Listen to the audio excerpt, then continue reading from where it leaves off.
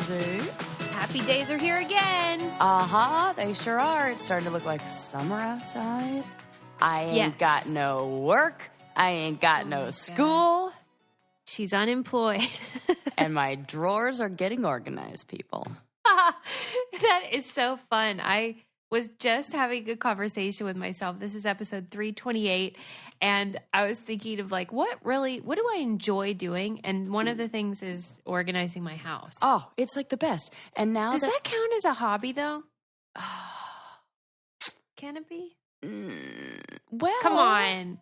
It brings me joy. It could be. I think, why not? I think more than anything, it does that thing that we were talking about a couple episodes ago, or maybe it was last episode, about how it puts your brain on like autopilot so that you could do other thinking.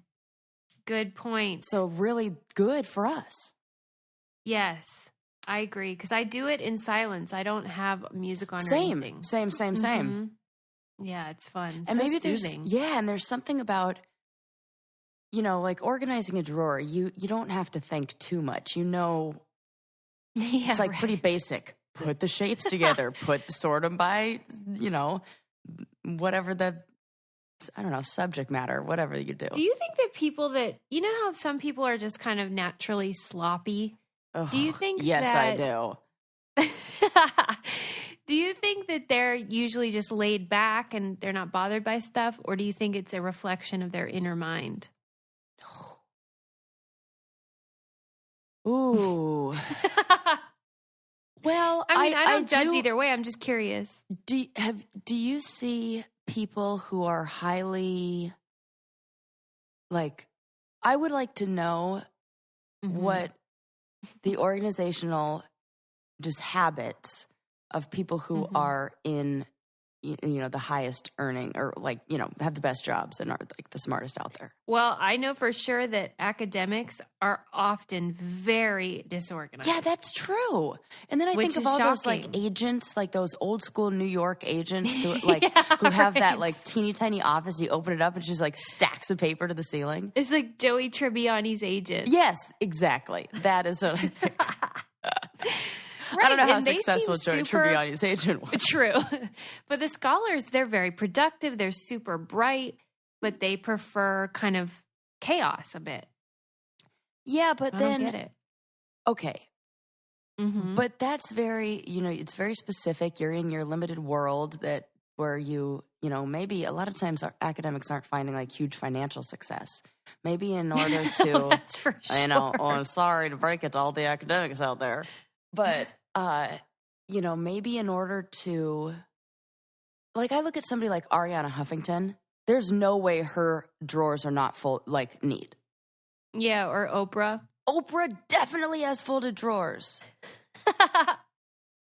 Right. You know, so maybe, like, I don't know. I wonder, though, what causes what, you know? Yeah. What the causation is. Good point. So maybe it's all just type A people who, like, need it to be like that. And we're all just driving ourselves crazy. In fact, my therapist was the one who told me that, like, prescribed me dirty dishes in the sink. Oh, no. She was like, just leave them. Nope. Yeah. I can't do that. I know, it's hard. Ugh. Well, her first suggestion was lazy wrapping of Christmas presents. Like, don't put any effort in. And I was like, that's cruel because you're super into that. Right. She's like, that's not what matters. And just try. But I get the point she was trying to make. And I did do the no wash that, like, just leave the mess. I was like, I get it, but I can't do it. So. Oh my God. We should take a poll. Have Dahlia take a poll on Twitter about like tidiness versus, I don't know, there's orderliness versus mess and what people prefer. And then, but some people, like you and I, enjoy cleaning up. I really do. The mess. And I go crazy if it's not clean. We're like Monica Geller. There's so much Friends referencing. Oh my gosh, so many. So much. Anyway, how are you? Oh, I'm doing well, Suze. I do have an update. I've been thinking a lot about she's a genius, like we're genius and she. Oh, yes. Remember how we talked about that? Yes. So we said, yes, the theory was that people tend to not use the word genius for women. Yes. Okay. Correct. And what's your thought? I've been listening to people say that word in reference to women. Like when that's talk great. But don't get too excited, Suze. Oh. This is what they say. That's a genius idea. Yep. Good without observation. Without exception, that's what I've heard. Oh my gosh, that's a genius idea. Not she's a genius. You're a genius. I heard like 3 or 4 people, enough to where I started taking notes in my phone and texting myself when I heard this. 3 times. Sarah, that's and then interesting. one that I didn't write down. I hope people pay attention in their own lives and see if that is consistent with what they find. And then I found myself doing it. I said, no. oh my God, that is a genius. What was it about? Oh, I don't know. But I do have a genius idea that I want to share. Oh, okay, yeah. Yeah, so maybe this is what I was thinking of too when I was, there is a school, I mean, it's super simple, so I can't believe nobody thought about this before. There is a school where they're taking the leftover food from cafeteria lunches and boxing them up as like almost like those HelloFresh or like whatever, those prepackaged ready-made meals to go and sending them home with kids on the weekends. That's brilliant. Brilliant. And I love that they're doing several things that are good. They're preventing waste. Yes. And they're helping people not starve to death. Yeah, isn't that a great idea? Love it. I was yep. like, I love stuff like that. That is so smart. It's the Elkhart School District of Indiana, and they just salvage their wasted foods and package them up to take home on the weekends. It seems like a frickin' no-brainer. I love that. See, you're into good news lately. I sure am. There's just so much out there. We have to read that to counter all the bullshit out there. Well, you're reminding me to remind our listeners that HelloFresh is awesome.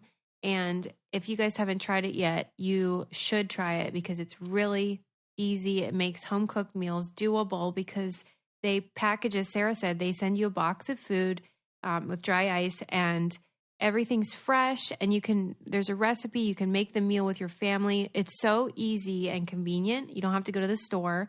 You can choose between classic veggie and family plans for your meals. And then you get to cook with your family. So it's still home cooked, but without all the bad parts of like shopping and dealing with figuring out what the recipe is going to be. So it's just really nice for people that are busy, which is all of us. Yep. And they gave our listeners a deal for a total of $80 off. That's $20 off your first 4 boxes. Visit HelloFresh.com/BrainCandy80 and enter BrainCandy80 at checkout. I did this for my mom for Mother's Day. And she's so excited and is using them. And it's like, she thinks she's like queen now. And again, that's $80 off. That's $20 off your first 4 boxes by visiting HelloFresh.com/BrainCandy80 and entering our code BrainCandy80. I didn't even know that was our sponsor. I know. When that you was brought like it up, a I'm crazy like, segue that I like, how did I even know that? I just worked out legit great. wanted to talk about a genius idea. I'm so glad you did. But I mean, it is a genius idea, and as is, HelloFresh in general. Yeah, but there you go. I love that. They're helping people. Yes. Do you remember when I had texted you something and I said, remind me to talk about this. And then you said, what was my thing? I am going to look in our text message chain because that is exactly what reminded me about the genius thing, because I wrote to you back and I was like, yeah, you have to remind me to talk about the genius thing. But here's the problem with us. I found it. Okay, I was like, we have so many text messages that I can't find it. I wanted to do an update about the Battleaxe Oh, theory. yes. Tell me. So Sarah had said that she would hear her husband using the term Battleaxe to describe women in business who are like hard asses. Yeah. And you pointed out to him that he doesn't use that for men. And I don't really ever hear that word, so I couldn't say whether I agree with your theory or not. And then the other day we were driving and we saw this old lady, this like rough and tumble lady driving. And Adam was like, look at that Battleaxe. See? And I said, oh my God, okay. Break that down for me. Have you ever used that word about a man? Is that gender neutral or is it typically applied to women? He said, oh, it's always women. He agrees with you. There you go. What the actual heck is that about? Where did that come from? that's the thing. I think we need to explore the origin in order to know why it is attributed to women. Because I wouldn't have expected that. There's got to be a historical reference. Or like some it must sort of come from something. literary reference or something like that, right? Right, but like, how did you pick up on that? That's so brilliant. You're a genius. Oh, thank you, Susie. But seriously, though, how did you pick up on that? Because I just kept on hearing him say it, and it sounded like one of those where, I don't know, I'm just really aware of gendered language in his world because there are so few females. Yeah. And I think in my world where it is so, female dominant, my industry, that I don't hear those words. So I'm like, I pick up on it. And I can always tell when he's talking to a female or a male on the phone. Ugh. Yeah. I'm like, man, I wish that weren't a thing, but it is a thing. And everybody's like and not that. just for him. No, it's everybody. Yeah, I can always tell when the person on the other end, I'm like, man, we cannot help ourselves. And I still don't know what to start a GD email with besides I'm just writing to ... I know. I can't figure out how to write an email. Well, I remember when we first explored this idea of women using the word just too much when they say, oh, I'm just writing you, or I just need some help with this, to make their request seem smaller or whatever. Yeah. I had said, why do we always act like the male method, which is to just sort of spit it out, is the right one? Is superior. Yeah, good point. Maybe we should do it like that. Maybe they should be using just. Thank you. Yeah. Okay. Okay. I like that. Instead of policing my own language and saying, well, I shouldn't word it like this because men don't do it. Why aren't we asking men to be softer and, make more qualifications in their emails? Let's do that. Yeah, I agree. Because that's the same argument a lot of people use about the word like and also vocal fry, to say just because basically we don't like it because women tend to be the ones that do it. Ew. I have to disagree, though, about the like one because I understand their point, but I really hate the overuse. And I have to disagree with the vocal fry one to you, too, because I freaking hate it. Well, I read this article that was saying how nobody talks about how Howard Stern has really bad vocal fry. Oh, I'm going to have to hear him again. It's almost like it doesn't bother us when men do it. Okay, I'm going to have to listen for this. Right? Oh, you know what's so funny? Speaking of male, and speaking and tone and all that kind of stuff, Landon gave me, as you know, Suze, because you were there, Landon gave me did a little speech at my graduation party. And then I don't know if he sent it to somebody or he was watching it, but he watched the video back of him speaking. And he was like, oh my God, I have such a feminine accent. Yes. Mm-hmm. He couldn't believe it. I'm like, you don't know that that's how you talk? I'm like, that is the only way you talk. And I think that for the first time, he heard himself talk like that. Really? Yeah. And I was like, you should have heard the first voicemail you left on my answering machine when we first started dating. I was really questioning your... Can you recreate it? Hi, Sarah. I'm just calling to tell you that I'm really excited about our date, and that's nice. I'm going to be picking you up, and I'm going to make sure it's extra special, and blah, blah, blah, blah, blah. And yes. And it's really cute. And I love when he talks to me like that. Cute. It's like my favorite thing. I'm like, yes. Well, when he discovered... So gentle. When he saw it in his speech, did he regret it or he just noticed it and he was neutral? He noticed it and it was neutral. He was just like, oh my God, that is okay. I see that now. That's interesting. Yeah, I thought so too. Yeah, he has I don't know if I'd call it a feminine speech pattern, but it's sing-songy. It's sing-songy. That's it. And you know what? So do I. When I get up in performance mode, I do the same thing. Yeah, it's just animated instead of monotone. Yeah. And everybody likes it. I welcome it. It's kind of like James, what's his name? Corbin, the guy on Corbin. Right? He's the English guy? Yeah. He's straight. Yes. But yes, people often think that he has a feminine quality to him. Yeah. And that's like my husband. And he's the manliest man I know. He's all man. He's all man. I love you, honey. Just in case he's listening. Right. I'm about to head out on an 18-day road trip with this guy. I got to keep him in good graces. Stay on good keep terms. myself in good graces, yeah. Well, or stay on whatever that phrase is. If he is listening, he will be happy to know that you just got a special product called Omax O-Shot. Yeah. Hello. Oh, yeah. Suze, I tried it. Tell me wow. everything. It is lovely. Tell me about the experience. Well, I tried it. Well, first of all, I had to do it like by myself first, like just try it because I wanted to make sure, you know. It's like when they tell you to put like a product on a small part of your clothing to test it. Totally. It's just like that. So I had to try it out. And it's like subtle. It's not intense and overwhelming. It's like, it just like lights you up a bit. Just so you guys know, it's an O-Shot CBD arousal oil, and we found out that this is supposedly going to give you stimulation and circulation to your lady parts, but not that crazy, hot and cold, overload sensory experience. And you're confirming to me that is what you experienced. Yes. Exactly that. Because I don't want that. And that's what Landon said. Landon was like, because I was telling him about it. And he's like, I don't want anything that's going to be like burning. So I tried it first and I was like, oh no, this is lovely.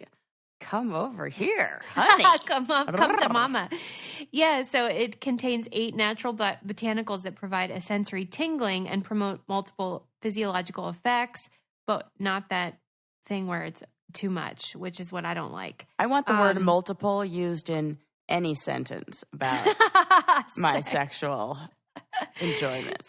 Yeah, man, you just put that a couple pumps of that on your area and let the fun begin. Yeah, don't ignore the other areas.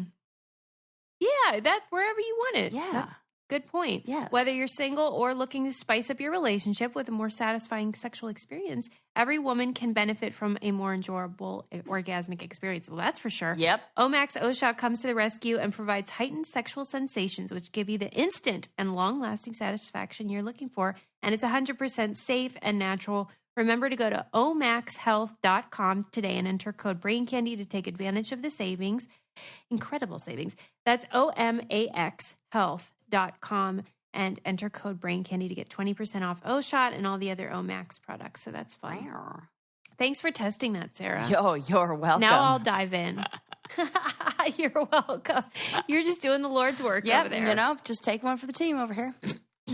So I saw a documentary I wanted to tell you about. Oh, I love a doc. Tell me. Last week you had said, have you seen any good movies? And I thought, I better watch some so I can report to Sarah. Good. I do need that. On Netflix, there's a documentary, and I think it's called Lion Remastered, and then it's like the Lion Sleeps Tonight story about the song "The Lion Sleeps Tonight." Oh, one of the first songs I learned on the ukulele. Yes, I mean, and it's such a fun song. Everybody knows it. Yeah. Which is your favorite part? Yeah, I was going to say. Is that your favorite part? Gotta do the falsetto. Yeah. Oh. But I had no idea that there was even a story to be told. And that's why we love documentaries so much, is because the storytelling is incredible. And basically, the song originated in Africa. A singer there recorded it. It was improvisational, but they have the recording of it. And they had done a bunch of them, and then with the Weemaway, but they called it Mdube, I believe is how they pronounced it, Mdube instead of Weemaway. And then at the end, the last take, he was like just trying something different, and he added that part we all know. And it's really fun to hear. But then basically, just like every other story in the world. Oh, no. White people. I knew it. You were going to say that. Oh, freaking white people. Swooped in and decided to create a similar song. And that's how Weem Away came to be. And then eventually Lion Sleeps Tonight by the Tokens. And then after that, it's of course. It's a white person who sings that song? Like yes. Oh, God. I did not know that. Uh-huh. Yeah. And then after that, of course, Disney used it in Lion King. So that's when it really blew up. And it's in the musical as well. And so they're telling the story of the person that really wrote it and his family and how they did not profit from this multi-million-dollar hit. And then what goes into that and all the lawsuits and who deserves the money. It's such an interesting story. And that stuff just... Yeah. makes me mad. Yeah. They eventually did win a lawsuit, but it was remember how a few weeks ago we talked about when the Kenyan marathoners win all that money? Yeah. And there's no context or frame of reference or education about how long it will last and budgeting and stuff because it's just not what they were used to financially. Yeah. And it was kind of like that where they got their windfall, but then they think it's going to last forever. And then it doesn't. So. Yeah. Oh, and then just to even have to shell out all that money to begin with to have a lawsuit. Well, yeah, and even just the psychological and emotional toil that you go through whenever you are in. Like, if you're some lady in Africa and you're suing freaking Disney. Oh, come on. Right. Good luck. So it was difficult for them. Man, well, I'm glad they ended up winning. That's interesting. There's a documentary on Netflix right now that I haven't watched yet, but it keeps coming up in like my recommendations about a jazz musician that they say sold his soul to the devil. Have you heard this? No, I don't think I did. So he's like a young guy who had a lot of, mental health problems, played the guitar, but not very well, and then disappears for like 2 years, maybe even less time. Maybe it was like 8 months, and then comes back. And he's insanely good. And then like his whole life starts to fall apart and the people around him start like all this bad stuff happens, but it's all they like this, like the story is where did he go in that however long he was gone? And like, did he really sell his soul to the devil? What? So I'm going to have to watch that. Oh my God. Yeah, really? It looked like, I was surprised I thought this was the one you were going to talk to me about. Because it totally looks like something you'd be into. And I am. Yeah. And it just seems so mysterious. And, it looks so good. Yeah, it's like a mystery. Yeah. But also includes that's also why I like Lion Sleeps Tonight one is because I love when they go into like musical theory and how a song is created and melody. And do you remember when there was that lawsuit where I think it was other members of Creedence Clearwater Revival suing John Fogerty, saying he plagiarized himself. What? Can you do because, that? they're trying to say I hope you song can't sounded because too there much are a lot of papers that I have definitely copied my own works. It's like it's not plagiarizing when it's my own words from another paper, right? Well, there are people who say that that's unethical and that you should, even if it's yourself, you should cite where you said it before or something. Yeah. But regardless, Creedence was saying like his John Fogerty song sounded too much like the Creedence songs, but the Creedence songs were written by John Fogerty. Yeah. What the heck? Mm-hmm. So it's a weird. So who won that? John Fogerty won that one. Good. Man, bad blood with the Creedence Clearwater Revival people. What did you say? Like bad blood there. Right. I'm trying to think of, why they would. Maybe it was, I don't know. They don't like each other, huh?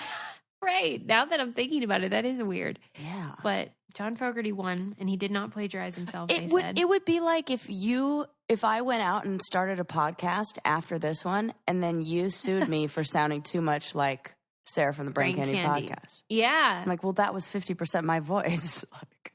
Yeah, like you think of the law as being something that's pretty clear cut. But when it comes to who owns an idea, intellectual property, musical, what makes a song a song? Is it 3 bars in a row that sound the same as this other song? Or is it the essence? Or you know what I mean? What is the rule on that? Do you know? Well, I think they take each one individually because, like, do you remember when the estate of Marvin Gaye sued Robin Thicke and Pharrell for using the Blurred music lines. from in Blurred Lines, and they had taken it from the Marvin Gaye song. Escapes me what the name. Got to Give It Up. Got to Give It Up. Yes, which is one of my favorite songs of all times. And then I was mad when Blurred Lines sound like it because I hate the message of Blurred Lines. Right. It's about non-consensual sex, people. Do you think that? Absolutely. Blurred Lines.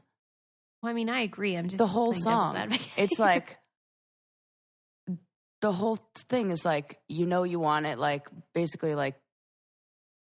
What was their argument though? That it was just like it's just flirtation or something? I don't know, but whatever it is not a good argument. I hate it. I think it's so nope, not happy. No rape culture. No rape culture. Boo. You don't like that. Boo. But yay, Marvin Gaye. Yeah, and Marvin Gaye's estate won that one too. Because it was the same song. Yes, it totally is. But I think it can be the Blurred Lines truly are about what makes a song and what makes you a plagiarist or not. Like, complicated. Ed Sheeran's there's a song that he recently did that's got the same, I don't know if it's the beat, the melody, whatever you call it, you would know better than me, from No Scrubs by TLC. Yes. And he had to and then he gave the money to them. Yes. He had to add a credit.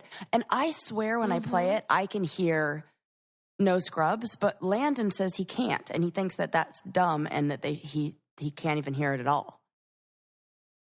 Well, I can hear it, but then it's one of those things. You know when the singer is like, oh yeah, good point. Yeah, exactly. But then I'm like, okay, I don't think it was not intentional. Care? I don't think so either. Yeah. There are a lot of songs that sound like, I'm like, Well, and that happens with comedy too, where you might not even realize you heard the joke before and that you're stealing. Because things get lodged in your brain and you might not know where they came from. Right. But you're accidentally stealing. Yeah. I'm sure I've done that. After we're done here, I want to reward you with a little sip of our new Fit Vine wine. Have you heard of this? No, but I'm in. Oh, you are going to love this. I almost am like, this is too good to be true. So, you know how like you drink wine and then you regret it? Oh, yeah, I'm familiar with that feeling. It's the week after my graduation and I'm celebrating with everybody that I hang out with. I'm really regretting it. Well, maybe you should crack open one of these because it's delicious and satisfying, but zero headache in the morning. Excuse me. What? Yes. It's like witchcraft. It's full alcohol wine, but it contains less sugar and fewer of the sulfites. No, I'm going to have to give additives. this a taste test. Right? And I had always joked with how, I try to buy organic and I do my best at keeping organic stuff in the house. Mm-hmm. But like with wine, it was like a freaking free-for-all. Yeah.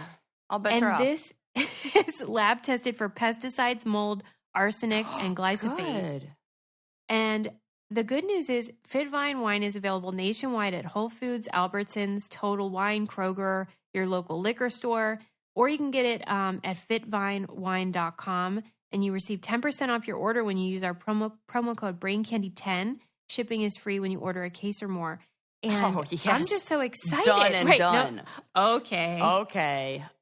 A case of something I'm already going to be drinking? Yeah, I'll order that.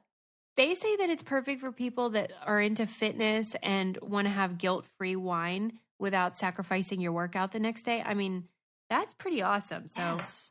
give that a try. I can't wait to try this. Mm-hmm. Cheers to that. Cheers. Okay, moving on. I wanted to make sure I told you about that documentary. And about the wine. What do you think about the Free Britney scandal? Oh, I don't know about this scandal. Well, have you seen the hashtag and stuff? No, I haven't. Free Britney? I've totally missed out on all of this. Well, remember when she had her breakdown, of Yes, course, I Britney do. Spears, and shaved her head and all that jazz. I always and then say her dad, that the older I get, the more and more I go, I get it. I get it. Me too. I get it, Britney. I've had that moment where I same. look and I'm like, I can just grab scissors right now, cut off all my hair. I'll just have it crazy. Then maybe somebody will listen. I know. Well, it's the same thing as how we clean our house to soothe ourselves. Like, it's cleaning. She was basically cleaning off her body. Yep. Oh, my God. Okay. Yep.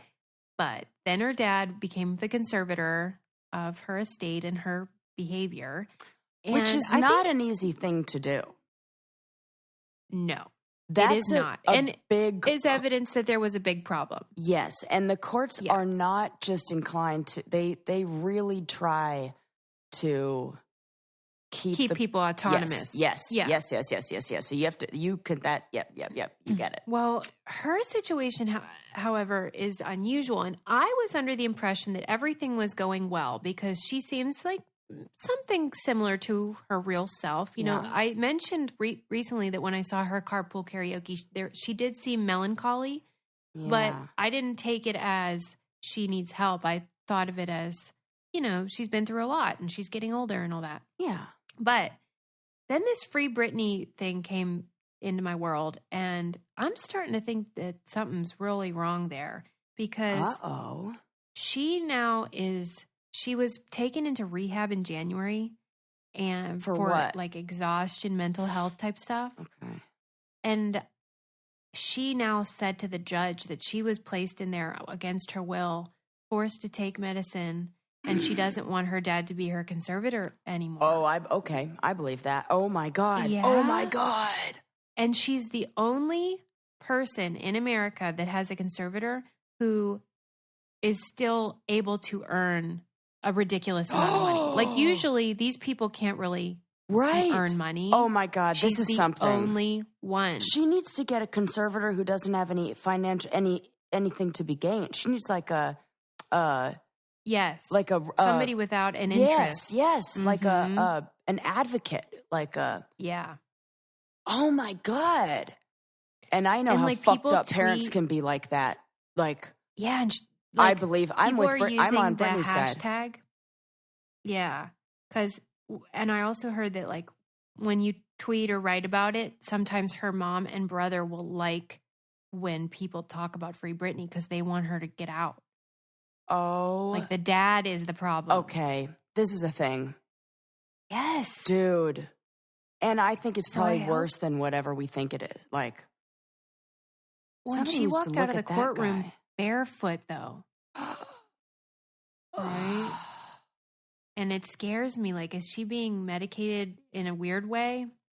Okay. I got to look or up this not hashtag enough? right now. Sarah's on the case. I am on the case. Wow. I'm going to have to listen. Yeah. There are other podcasts about this. I'm going to have to listen to all this. And people go to the courtroom with signs, Free Britney and all this stuff. Yeah, listen to this tweet. Britney's allowed to stand in the middle of pyrotechnics, do aerial acrobatics without a net, and fly 60 feet in the air on cables, but running her own personal affairs is far too dangerous for someone of her capacity. Hashtag Free Britney. Mm-hmm. Yeah. Okay. Oh. Yep. She says she just wants her life back and to be able to drive and stuff. Oh my God. It's crazy, like a cult. Yeah, it seems like that. And if you think about like the whole time where she was supposed to be building her identity, becoming autonomous, like being able to make decisions for herself, she was being run by parents, producers, managers. She didn't have any of that. So it's almost like like you try and you can't, and then you try and you can't, so you stop trying. It's like learned helplessness. And oh fuck. Yeah. Yep. And it makes you question your own sanity too. Yeah. When everyone's saying you're not well, take this medicine, get into rehab, all that, then there are probably moments where you're like, wait, am I crazy? Yeah. Like you start to not know what's real. Of course. Mm-hmm. It's and scary. Then with all, it's one of those things where like everybody else is after you or wanting a piece of you and they don't know the real you. So the people in your life, no matter how fucked up they could be, they maybe hint at seeing the real you, or like, no, they were with you since the beginning, you feel like you'll take whatever you can get because at least they're not these, vultures who are like in the public who want a piece of her. You know what I mean? I did a bad job explaining that. But, you'll just... Isn't that sad? You'll just take whatever you can get. Whether she is sort of being controlled unnecessarily, or if she is really sick enough to need that, either way, it's sad. Yeah. Because I do see a little bit of that. It's not even melancholy. I know what you're saying. It's like a hollow. Yes. It's like you're checked out. Like she's not there. And I don't know if that's medication. It almost seems like a lithium kind of like, I don't know, like what you'd be on if you had like bipolar disorder. Which she might have that, and she may need certain medication, but it does feel like something ain't right with this situation. Yeah, man, that's crazy. Well, hashtag free Britney. We're on board. Super on board. It took like 2 paragraphs for me to be like, oh yeah, she needs to be freed. Oh my God. Because I went to one of her shows in Las Vegas probably like 10 years ago now. How was it? Not good. Yeah. Why? Because she was out of it? Yeah. It was when she first came back on the scene. Before she had a like a standing show at Vegas, Who did you go with? It was for MTV. We were there for an MTV event, and it was like the one time I actually felt like an MTV celebrity because they had us with all the people from like MTV News and the Jersey Shore, and I got to hang out with like all the cast members from the Jersey Shore. Like I did that one time, and yeah, claim to fame. Which one did you get along with? No, who was great was it Polly? No, not DJ Pauly D. The other one. The one who's... Situation. Nope, the other one. He's like real normal looking. Anymore. Crap. He's not the big guy. His name's Joey. He's Polly's friend. What the fuck is his name? Oh. Well, the other one. It makes sense, though, that the least memorable one he was just totally normal and nice and polite and really respectful. I'm like, yeah, he's great. Aww. The heck is his name? Who knows? But you forget him. So soon you forget. Because he was normal. Yeah, I don't know. Something else that's normal is wanting to have a baby. That is normal. I want one of those. Sarah wants to have one. And now, thanks to modern fertility, there is a comprehensive fertility hormone test for women that does not cost $1 million.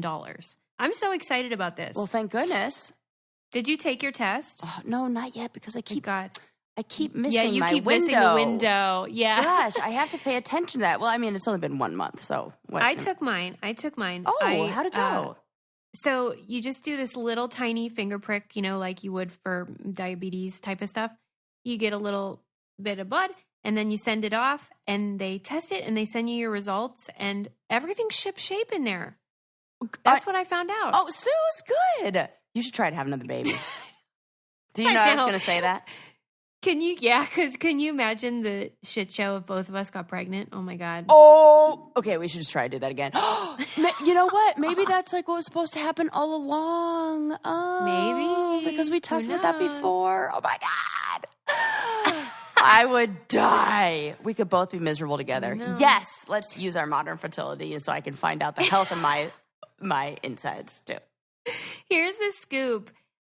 It's a fertility hormone test, which aren't covered by insurance. So usually you'd pay $1,500 for this. Good to know. It's just $159, and they give you a full report about how many eggs. Do you have more eggs than normal? Do you have fewer eggs than average? What could you expect from IVS or egg freezing? How are your hormone levels relating to like PCOS?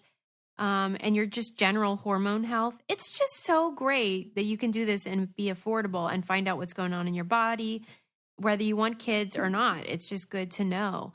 And they have a deal for you guys that is to take the fertility quiz, and you get $20 off your first kit at modernfertility.com/braincandy. So take that fertility quiz and you get $20 off your first kit at modernfertility.com/braincandy. So well, maybe I'll start there, Sarah, with my fertility out. Quiz. Yeah, take the quiz. I think after all that grad school testing, I was like, don't test me on anything else. And now I've been out of it for a week, and I'm like, God, I missed some testing. Give me a quiz. I need a quiz right now. Yeah, so that's cool. Do that. And maybe everyone will get pregnant and we'll be responsible for a brain candy baby boom. Baby boom. Oh my God, the smartest babies. We'll just come out with onesies like crazy. Okay, Sarah. Yes. We have a guest. Well, we have two actually, Ooh. a double whammy. And these are the kind of guests that when they come over, you don't have to clean your house for them. Right. This is the best kind of guest.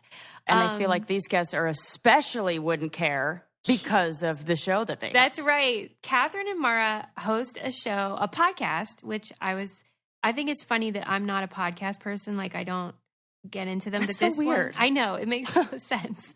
But this podcast is my favorite. It's called 714 Delaware Street. And here's what's so awesome. Both of these women are academics. They met in grad school. One of them has a PhD, and I think maybe the other one has a master's, but she might have a PhD too. But regardless, they're academics and they're brilliant, but they are applying their scholarly brains to unpacking the original Roseanne series. Yes. And the Connors and the reboot. And it is so fun. I love Roseanne. Were you always a fan? You were, right? No, I was like later. Okay. You were a late bloomer. Yeah, I was a late Roseanne bloomer. Yes. And I grew up with the show. I loved it because I grew up poor, and that was the only show really where people had the same income that my family did. Yeah. And I liked seeing that. That's when we say representation matters. This is kind of what it felt like for me, where I was like, hey, they have shitty furniture too. Right. And their dad's, blue collar worker and all of that. I wish my mom were a little more like Roseanne, but now they actually share political yeah, I was going to say, maybe more alike than different these days. Anyway, I just want to encourage everybody to check out 714 Delaware Street. It's on iTunes. It's just really fun. And they don't just look at Roseanne. They look at pop culture and other sitcoms and I love it. Things we grew up with watching, and they talk about the jokes. And it's fun, but it's also serious. And I just wanted to elevate these women because it's fun to support women doing cool stuff. So let's bring them on out. Bring them on. Welcome to the show, Catherine and Mara from 714 Delaware Street. All right, ladies, pressure's on. I have a lot of questions. Thanks so much for coming on Brain Candy Podcast. I'm honored. Thanks for having us. Thank you for having us. So exciting. I am a huge fan of 714 Delaware Street Podcast, which is all about Roseanne. And I think it's so fun. And I'm dying to know, first of all, the genesis for the idea. How did you guys decide to do this project? Do you want to answer that, Mara? Sure, I can answer it. So, Catherine and I have known each other for a very long time now, I think over 10 years. And we met in graduate school. And I studied film studies and she studied literature, but we were in a lot of the same courses. And we ended up in a television studies course together. And of course, that led to us discussing Roseanne because we both love it. Of course. And so over like our whole time of knowing each other, we talked occasionally about Roseanne, but then we were at our friend's wedding, I guess it was a year ago, and we started talking about the reboot and how much we liked it and just like the different issues that were coming up at the time. And we were like, we should totally have a podcast. There may have been alcohol involved in this conversation. There was definitely alcohol involved. I was very drunk. I was very drunk. I think that's true for the beginning of all podcasts. It seems like it might be, yeah. Well, there's been kind of a history of us, ending up in a corner talking about television at parties anyway, because we both kind of have a love for the sitcom genre, which isn't necessarily that, I think, common amongst academics. Everybody wants to talk about dramas, The Wire, etc. And I'm like, have you seen The Middle? Right. So you bonded over this shared love of sitcoms and especially Roseanne. Yeah. And then you made this drunken deal to make a podcast, but then you actually went through with it. And what was your vision for, here's what we want the show to be, or the podcast to be? Catherine? Gosh, I don't even, You didn't have a I don't vision. even know if we have a vision yet. I mean, we're going on 30 episodes-ish, recorded, not necessarily posted. And still, I think we kind of play it by ear every time. Our first few, I want to say our first 2 or 3 episodes, we kind of just talked about the episodes up close.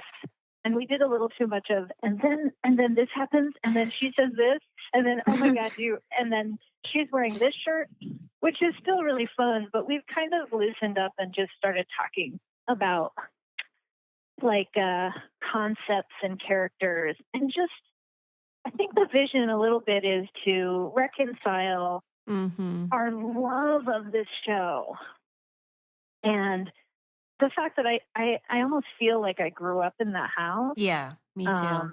With, what's happened with, of course, the star and all of what she's about or has become about, and sort of reconcile the age-old question of, like, what do you do when the artist of art that you love is problematic? Yeah. Those kinds of things. So we do ask questions about that along the way because we're invested in being anti-racist, anti-homophobic, anti-transphobic, etc. But we also just love the show, so we end up giggling a lot. Well, it makes me giggle, and I'll be listening with my headphones on, and my husband will be in the room, and he's like, what are you listening to? But when you guys do go through the old episodes and redo the jokes, it makes me laugh all over again because they're so freaking funny. I know, there's so many great lines. It's like, it's hard for us to resist quoting them. I'm glad that you enjoy that and you're not like, okay, stop telling me. I love it. Show. Those are my favorite ones. Well, good. Yeah, well, we love doing it because of that stuff. And, discovering, because we're looking more closely at it, that, the writing, unsurprisingly, of the original series is done by some of the most prolific TV writers who have become some of the most successful TV writers and producers, showrunners, creators in TV history, right? So like Amy Sherman Palladino and Joss Whedon. Joss Whedon, thank you. Those guys. So, and Sid Youngers and all of that. It surprises me, though, when I think about the legendary sort of strife that existed on set at that time with the writers and Roseanne and producers. And it surprises me that they were able to make such a high quality product given the turmoil that they were apparently in at the time. Does that surprise you? Yeah, I think it definitely surprised me when I read about all of this. And one of the reasons we want to do the podcast, or one of the reasons we bonded over Roseanne, was that I actually wrote my master's thesis on Roseanne. Oh my God, I have to read it. People it's amazing, sometimes want to read it, but I don't know. I feel like it's a little boring. There's no way. I'd be so into it. Well, yeah, I can send it on over. But basically, I read all of this stuff about it. The whole concept of it, I won't go too far into it, but it talks a lot about just the struggle of Roseanne trying to achieve her vision in this really restricting genre, right? Like the family sitcom, and the conventions of it are so overbearing and antiquated. And so, but I do think really Roseanne drove a lot of it. Although you can see in the early seasons that the point of view isn't as strong. And I think that's because of all the difficulties with head writers before the show was really successful and Roseanne was able to get her way more, Yeah. Yeah. And then by the end, it's just so clear that she's wielding her authority over the show in ways that are, in seasons 6 and 7, 5, 6, and 7 are amazing. But then it kind of goes it goes a little weird toward the end. Mara has an amazing theory about that you have to read in her thesis. Will you give me a preview? Because I'm dying to know. Sure. Well, yeah, my whole theory. So my thesis is largely about season 9, which is everyone's least favorite season of Roseanne. Yeah. It's totally off the wall because they win the lottery and then they have all these guest stars and Roseanne is like Rambo in one episode. I don't know. Yes. So basically my theory was, Roseanne went through all of these struggles with the network and even into the time when the show was really successful where they didn't want to let her tell the stories, of like working class people and like they didn't want her to tell it from a woman's perspective and they wanted her to tone down all these different things. And basically I thought season 9 was her saying, oh, okay, now I'll give you what you really wanted, which is this sitcom about like a very affluent family. And they go on all these trips and there's like all these event episodes, Has she alluded to that? No. I love it. My own interpretation. Because I always thought that it was the opposite, where she had removed all the dissenters, people that fought with her so much that she wasn't able to get critical feedback. And so then she didn't have anyone saying, this is ridiculous, don't do it. But your theory is far more interesting.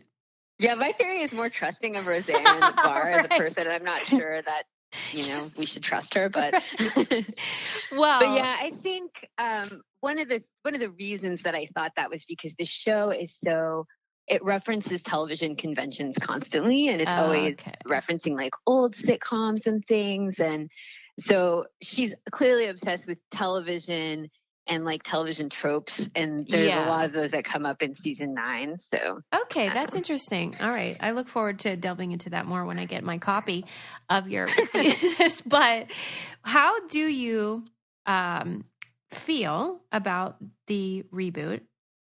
People will want to know because obviously you're very nostalgic about the original show, and did it for you hold up in the reboot edition? Yeah, and one thing I wanted... Oh, sorry. Sorry, Mara.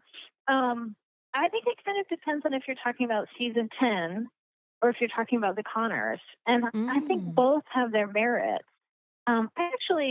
We talked in a couple of episodes about how we felt like the Connors season 1 actually sort of reflected a more conservative viewpoint than season 10 with Roseanne Barr. And we didn't want to like delve into each individual episode of season 10 because there's something that affords her a little too much legitimacy doing that. And right now, I'm mad at her. Yeah. like really, really mad at her. So, but there's no denying she's a great actress, and the character is still really interesting. And as much as we hate it, there is some sense that, a shift to the right is a possibility for a character like Roseanne Connor. Yeah. And they did it kind of honestly, I think. And going back to the question about how we started the podcast, when we were talking about doing it, Roseanne hadn't, tweeted her racist comments yet, and like the whole fallout hadn't happened. So we were like talking about how much we actually really liked the reboot and we thought it was really interesting. And then the whole thing happened and we were like, oh man, can we still do it? But we thought that it would be a good idea to talk about, how Roseanne's actions affect our interpretation of the show, but how it's still worth talking about and how it's still like a good, it still has its merits, basically. Does the fallout recently with Roseanne affect how you process your enjoyment of those reruns from back in the day, or is it sort of separate? Well, sometimes. Yeah. Yeah, I think one of the things we wanted to do was have something of a critical eye. Obviously, we're really celebratory about a lot of the classic episodes, but to look for, and be truthful about things in the old series that may be pointing to this kind of like conservative bent or this that could be potentially problematic. Yeah. And did you discover anything? Some things. There's a sort of imperiousness to Dan sometimes.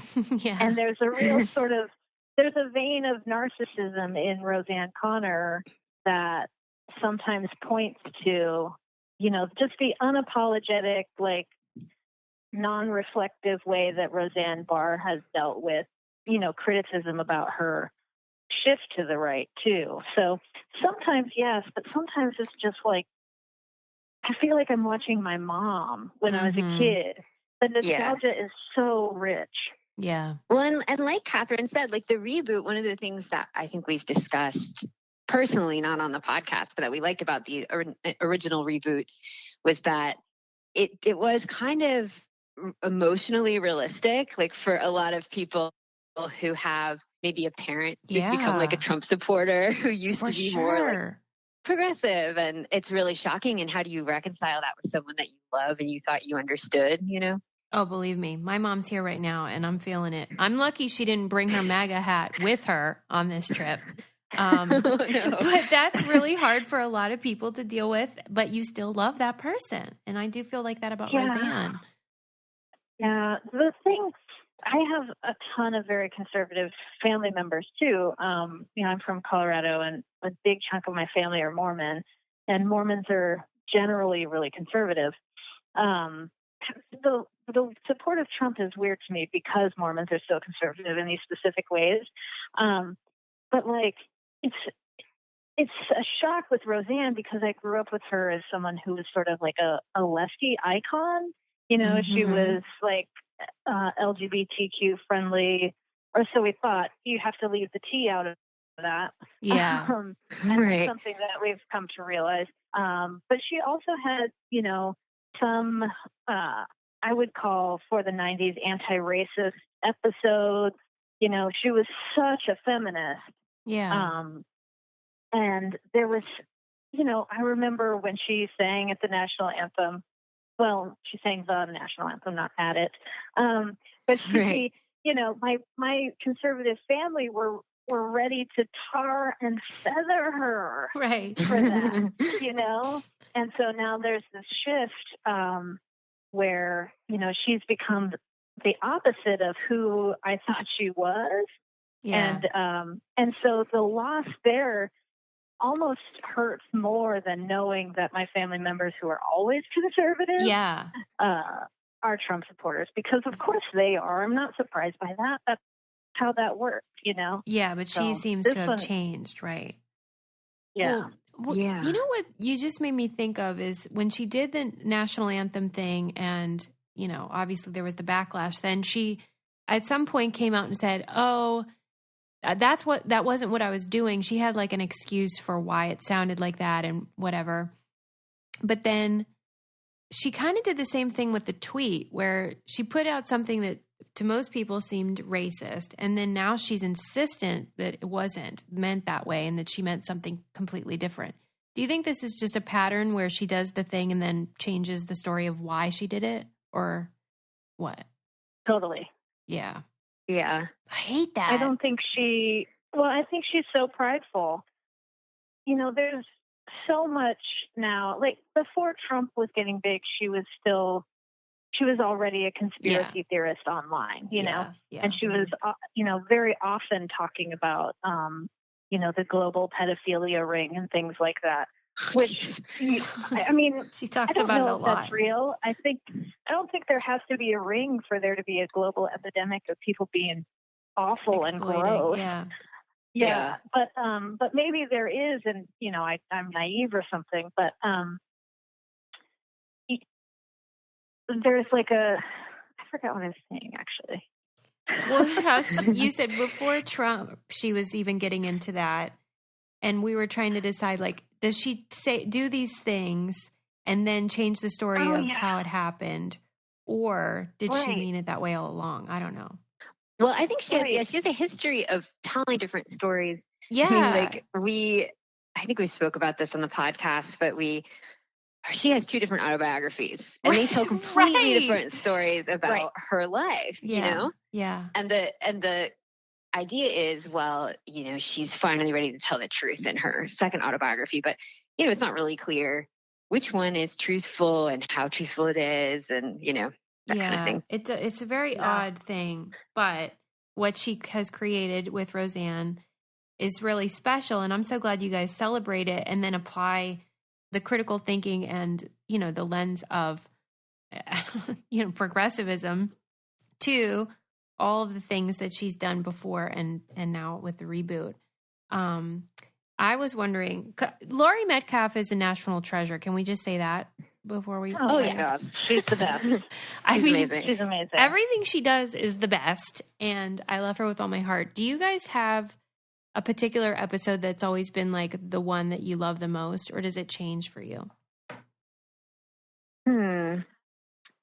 Yeah, I mean, it kind of changes because there are heavier episodes that I really love, and then there are sort of funnier ones, that I'll always remember. But I do really like the very heavy Jackie episodes where, she's in the abusive relationship. And when Dan grabbed that jacket to go kick that guy's ass, I was real happy. Oh yeah. Because I wanted to have someone like Dan to kick someone's ass for me. Yeah, exactly. And that was when Dan used his violence sparingly and only for good, which we talk about in the Connors is something that is a really problem with Dan's character. Yes. Yeah. He's having some aggression issues, which of course we forgive him for. He just lost his wife. Yes. True. But yeah, like in the old days, Dan's size was something that everyone talked about and people were intimidated by, but he never really wielded the enormity of his body, except for that one instance where it's this is the exact reason to have a Dan, Yes. Yeah. Exactly. So yeah, I like those episodes. Sorry. No, that's okay. I love those episodes. As far as Jackie, I think the one where she sleeps with Arnie, why God, Jackie becomes a trucker. Funny. Oh my God. Yeah. It's just so good. And the one where they smoke pot. Yeah, which we're planning to talk about soon. Yeah. Yes, I can't wait. That's such a good one. Okay, now, moving on. What are your plans moving forward? Because you say you're finding your groove now. And as the show continues, because the Connors got renewed, right? I believe so. I think so too. They got picked up. So you're going to carry on and you're going to watch the Connors and unpack the episodes still? I think that's the plan. So. Mm-hmm. Yeah. I mean, I hope we weren't totally thrilled with the Connors, but it's interesting. I hate it. Yeah. There was a lot to critique. I felt, especially because it's new and everything's new to me and I don't hold it in the same kind of regard in my heart as the original series. I'm able to be more critical. I'm sure that people who are watching Roseanne for the first time ever, because it's available for streaming, and of course people are watching it because she's in the news and stuff, probably have ways to pick it apart that I don't. But with the Connors, it's so new and it's got big shoes to fill. Mm-hmm. I think they're doing a decent job. But there are some things that I haven't loved. So. Yeah. Would you be willing to have some of the cast on your show, do you think? Or do you prefer to keep it just a critical eye? I think we would have people on. We would. Yeah, I think you should ask we actually have a friend who knows Lacey Goranson, and he was like, you should have her on. And we were kind of scared. Really? She would probably do it, right? Probably. She probably would. Matt Schatz is the guy who wrote our intro music, and he's a playwright. Yeah, so he knows her through stage productions and things like that. Yeah, let's make this happen. I know. I think she's aware of it. Really? Yeah, I think we were hoping that we could get some listeners and some episodes under our belt, and then we might think about it, Right. Yeah. I got you. Well, I mean, Michael Fishman follows me on Twitter, so I can send a good word to him. Oh, perfect. If you want to have him on. But that's all I've got in the way of connections. I should tell you though, this bit of trivia, I used to host a podcast with Jake Pentland, who is Roseanne's son. And we would broadcast live. And one time we were on and I was talking about Catholicism and the Pope and stuff. And I'll be damned if Roseanne didn't call in. And she yelled and she said, Jake, quit talking and let the smart lady talk. And she meant me, you guys. She meant me. That's so awesome. But that's all I got. Otherwise, wow. I'm just living through you guys too. Well, Maybe she'll call your show. Susie. I know. I wish we had a way for people to call our show. Maybe we should start advertising that. You need a hotline. Sure I want to hear what we're supposed to say. We'll make it happen though. We'll start like a campaign to get people on if you want guests. But otherwise, I think I'm excited for people to just listen to your show and hear the way that you describe the episodes. You are so joyful about the things that you love, but you also point out the things that aren't the best and analyze how it's evolved over time. And I just think it's a brilliant thing that you're doing, and I hope people love it. Well, thank you so much. Is there else you want to add before we go? Well, yeah. If you do listen, you'll have the joy of hearing Mara giggling. It's the best. Which is one of my favorite things in the entire world. Well, she's the funny one, and so like every time she laughs, I can't help but laugh. It is funny as well. I feel like we've talked about a lot of serious issues today, but we talk a lot about a lot of pop culture, not just Roseanne. Oh my God, right. There's a lot of TV discussions, and Mara, I think isn't there like other sitcoms you're super into that you like always bring up? Oh yeah, probably. And I love that too because I love talk them. a lot about Who's the Boss. Yeah. Who's the boss? That's hilarious. So if that's the only reason you listen, I'll try and throw something out there for people who are into Who's the Boss. I just think it's great when really smart women can talk about things that everyone puts in the category of pop culture and is therefore unworthy of, higher art criticism. I just love that you're doing the thing that I crave and I find so rare. So just keep up the good work. And it is funny. It's not all serious biz, I should say. You're right. It is super funny what you guys do. Well, thanks. Yeah, we're really having fun with it. Yeah, and it's nice for us because we're friends and we don't live in the same place. So we get to talk to each other like every week or 2 weeks, and that's pretty awesome. Yeah, and you invite all of us to join in. It's like a hangout. I know. Yeah. I feel like I hang out with you guys. And now I actually am, so this is super fun. But you're off the hook, and we'll have everybody listen to 714 Delaware Street. Are you guys on iTunes and everything? Or okay, so you're on the various podcast players. Yeah, I believe so. Yeah, iTunes. I don't think we're on Spotify. Are we? Oh my gosh, we got to get you on there. I think you have to it's like a whole process. It's a pain, right? But you're on iTunes. We'll get on Spotify. Yeah, make it happen. All the outlets. We have to distribute worldwide, man. Yeah, I hope so. Thank you guys so much for coming on the show. And everyone listening, please be sure to tune in and subscribe to 714 Delaware Street Podcast. It's so fun, especially if you love Roseanne, but really for pop culture enthusiasts and smart women and everybody. It's great.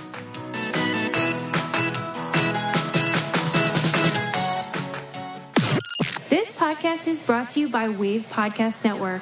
Check out all of our shows, including the Brain Candy Podcast, I Don't Get It, Coffee Convos, and Let's Talk About It.